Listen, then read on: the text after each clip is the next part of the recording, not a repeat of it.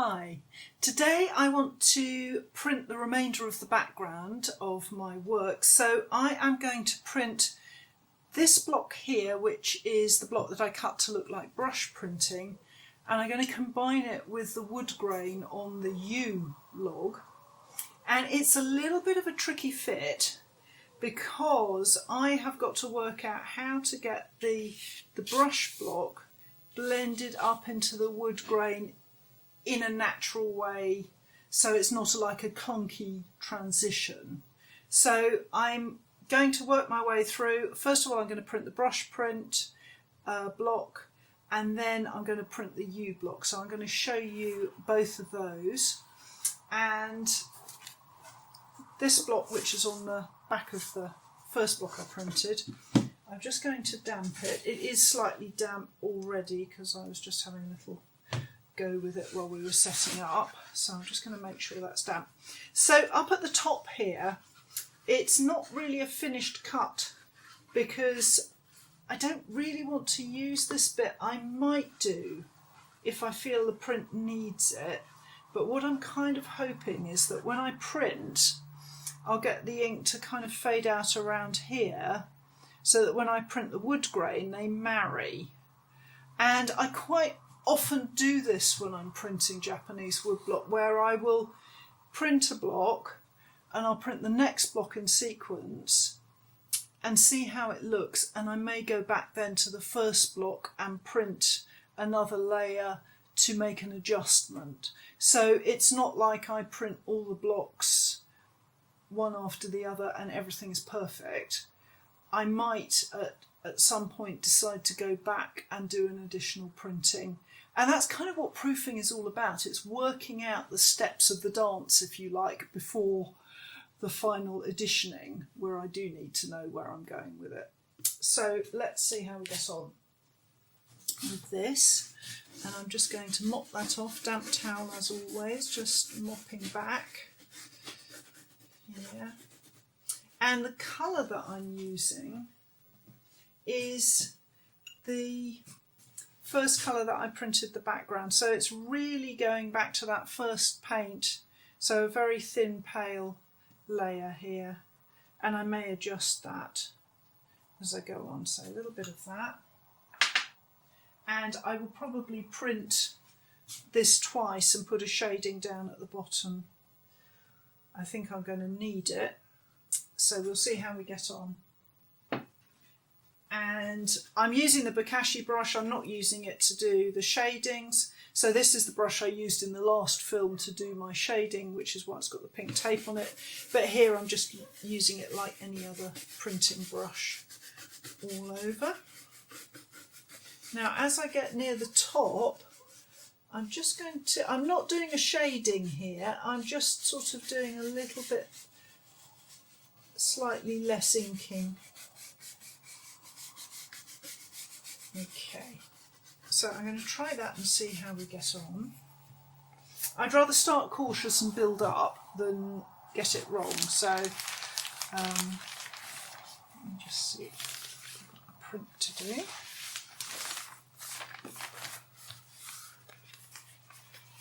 And that's the thing about Japanese woodblock. You can print in many layers, so there's nothing wrong with being a little bit too pale and going back and printing again and adjusting.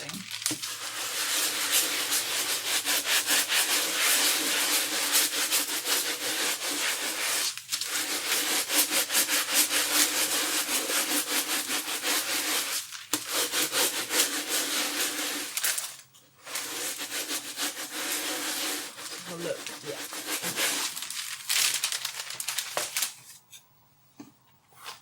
So if I show you that, it's really very subtle stuff at the moment, especially up here. I'm happy with it here, and I'm going to leave the top of it for now because I'll see if I need to adjust it later, but I'm going to have to make this little bit darker. So I'm going to have to put a shading into there. So I'm going to show you on this print. And I'm keeping it under plastic, as always, to keep the paper at the right dampness. I don't want the paper to dry out at all. So just as I showed you before, I'm going to use a darker colour. I'm just looking at the greys that I've got mixed here. That's probably the best one to use. And in fact, that's a little bit too pale, so I'm just going to have a little bit of a remix of colour to make something darker. So I've mixed myself up a darker version of the same colour here for my shading on this bottom of this waterfall. And I've also cleaned off my brush, so I'm going to use this for the shading, and this side is not going to go in the paint and that side is. So I'm going to put myself sort of shading at the base here. And some rice. Remember, the rice acts as a lubricant always, so this rice will keep the paint moving.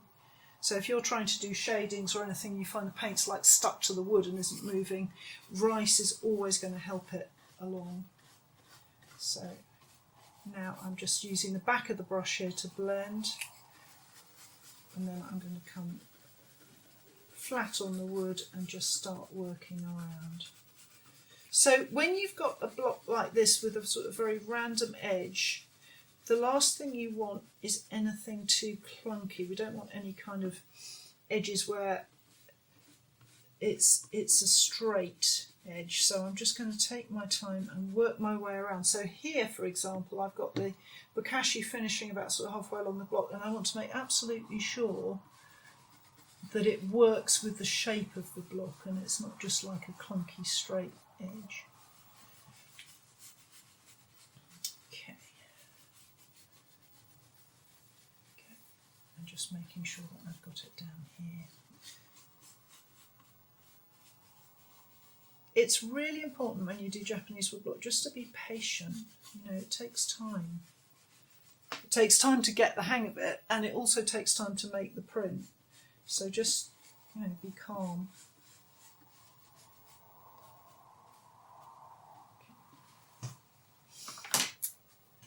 So let's get this.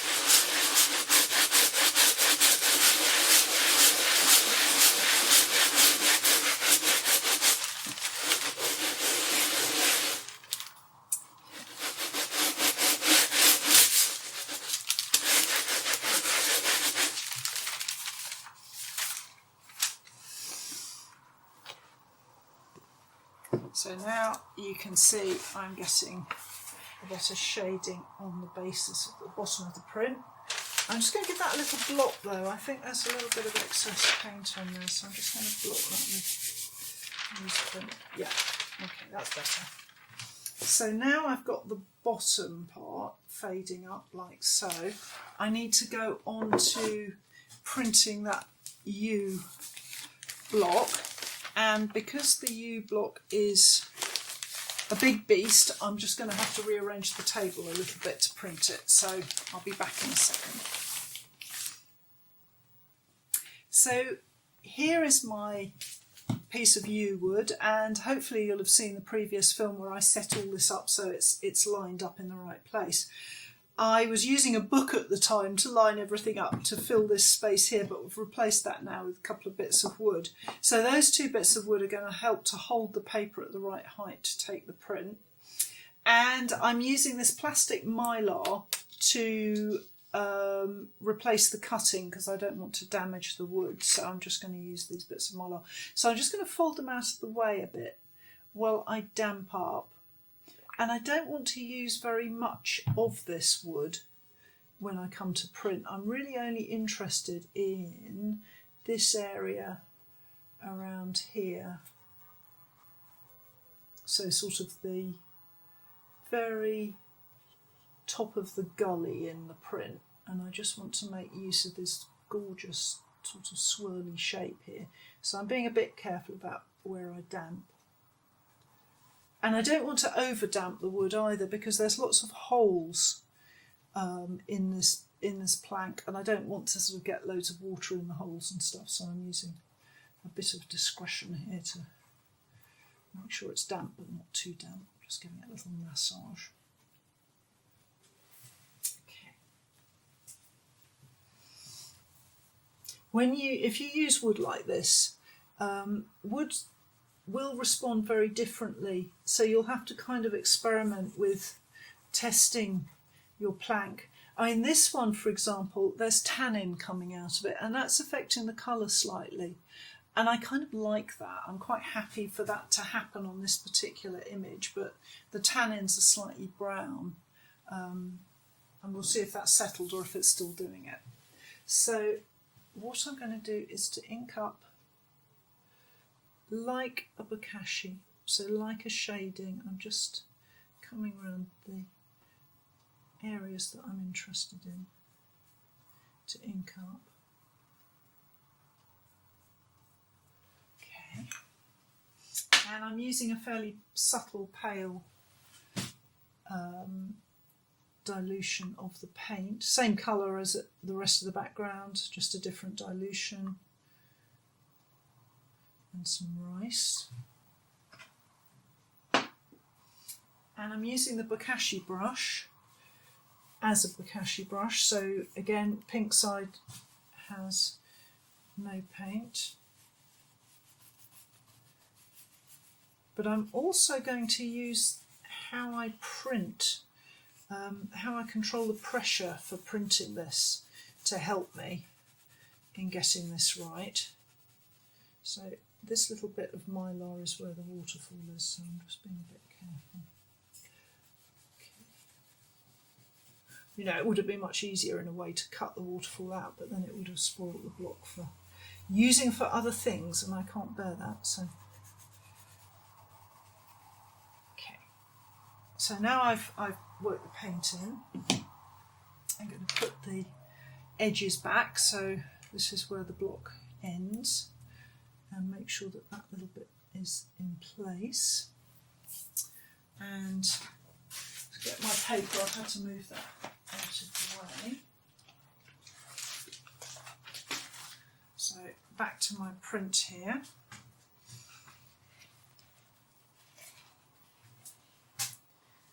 And put that down.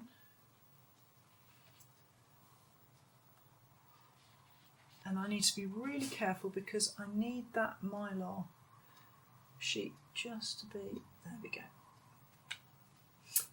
And now I'm not going to print with a Baron, I'm going to print with my fingers.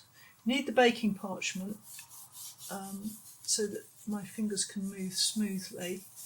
And I'm just starting very gently rubbing it, and I'm checking to see where I'm going. Lovely, yeah, that's looking good.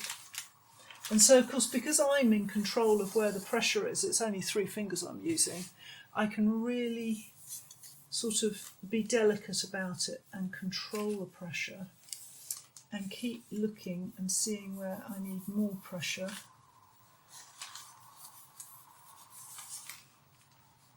And where I need a little less.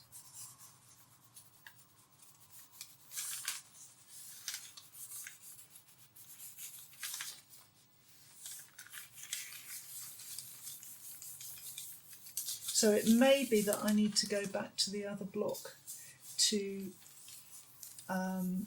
just make this work properly with a little bit more inking on the other block, but we'll see. So I'm just toing and froing, and now I'm beginning to increase the pressure as I'm feeling my way. And again, I don't want any clunky edges, so I'm just being careful not to get too definite.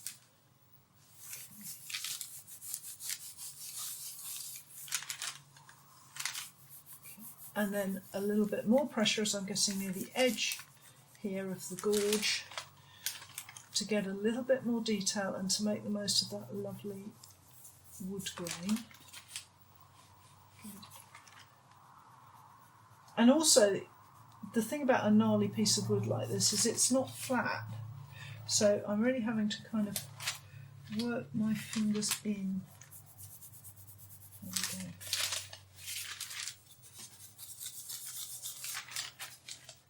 Good.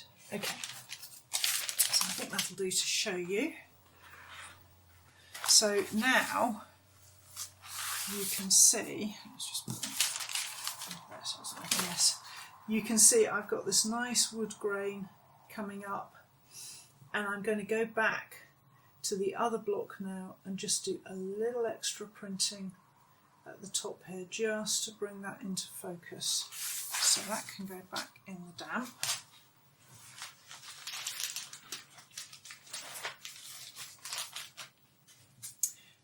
And I'll print that extra block.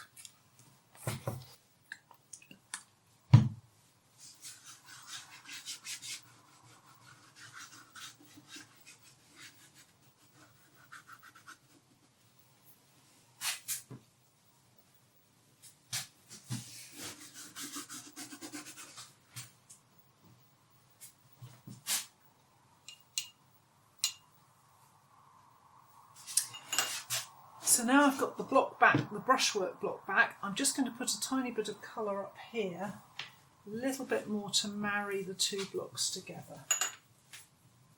So like I said earlier, it's just a matter of making an adjustment sometimes and going back.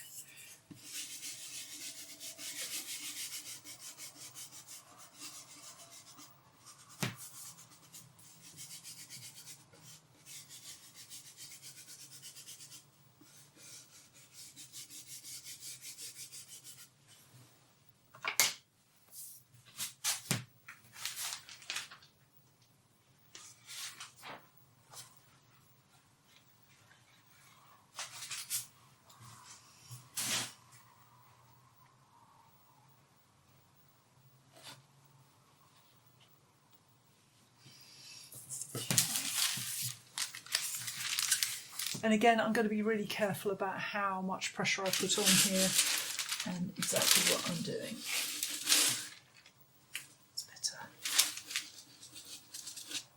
And I might actually resort to my fingers here a little bit. Be really careful if you do this, because it is so easy to push the paper down into the wrong part of the print. So just be very discreet. There we go. Japanese woodblock is often less is more, so not a great deal of printing. But you can see going back, it's just pulled that gully into focus a little bit better, and the transition between the two blocks is natural and it doesn't look forced. So I've managed to marry the two up, and as you can see, the alignment is working nicely. So that's basically the background sorted. And in the next film I'm going to be moving on to the foreground. So I hope that's been helpful, and I hope you'll join me again for some more films.